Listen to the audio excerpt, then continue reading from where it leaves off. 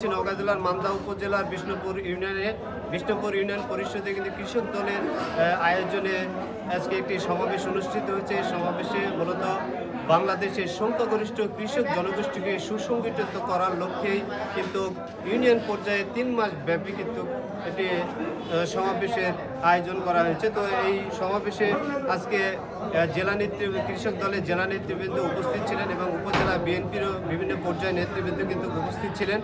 তো আজকে আমরা একটু কথা বলবো এখানে মান্দা উপজেলা বিএনপির সাবেক সাধারণ সম্পাদক এবং সাবেক উপজেলা চেয়ারম্যান ডক্টর ইকরামুল বারী টিপু, ওনার সঙ্গে আমরা একটু কথা বলবো যে আসলে এই সমাবেশের মাধ্যমে বাংলাদেশের মানুষকে কি ধরনের মেসেজ তারা দিতে চান এবং আগামী নির্বাচনে এই মেসেজ আসলে কিভাবে কাজ করবে সে বিষয়ে ওনার সঙ্গে আমরা একটু কথা বলবো। যদি যে আপনাকে প্রশ্ন আমার যে আসলে কৃষক দলের যে সমাবেশ সংগঠিত করছেন আপনারা কৃষক জনগোষ্ঠীকে সুসংগঠিত করার জন্য, তো এটা দিয়ে আসলে কি মেসেজ দিচ্ছেন আপনারা?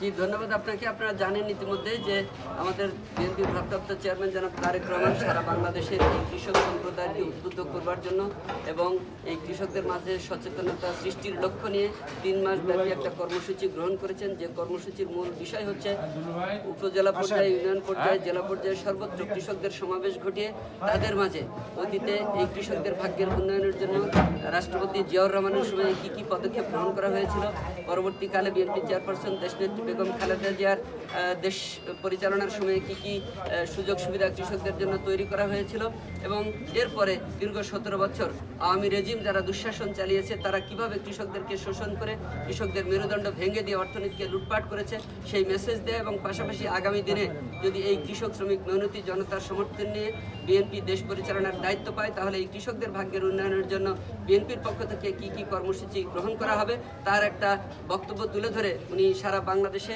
এই বক্তব্য ছড়িয়ে দেওয়ার জন্য এই সমাবেশগুলোর আয়োজন করার জন্য কৃষক দলের নেতৃবৃন্দকে দায়িত্ব দিয়েছেন।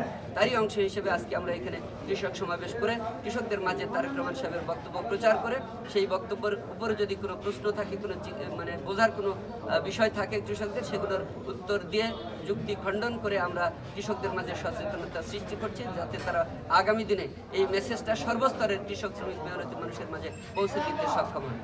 জি, ধন্যবাদ। আপনাকে যেমনটি শুনছিলেন যে কৃষক দলের যে সমাবেশ অনুষ্ঠিত হয়েছে, সমাবেশে আমরা কথা বলেছি ওনার সঙ্গে। এই সমাবেশ থেকে কিন্তু 31 দফা দাবি সম্পর্কে কিন্তু উত্থাপন করা হয়েছে।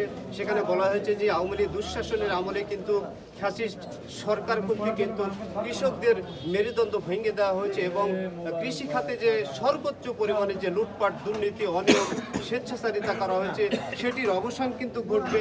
মূলত এই আগামী জাতীয় নির্বাচনে বাংলাদেশ জাতীয়তাবাদী দল বিএনপিকে নিয়ে কিন্তু নির্বাচনে আসলে সেই বিষয়গুলো কিন্তু উঠে আসবে এবং কৃষকদের যেই দাবি, কৃষকদের যে স্বপ্ন, সংখ্যাগরিষ্ঠ কৃষকের কিন্তু আসলে আশা আকাঙ্ক্ষা পূরণে বাংলাদেশ জাতীয়তাবাদী দল বিএনপি কিন্তু কাজ করবে, এমনটাই জানিয়েছে স্থানীয় নেতারা। Raihan Ali, Asian television, Naogaon.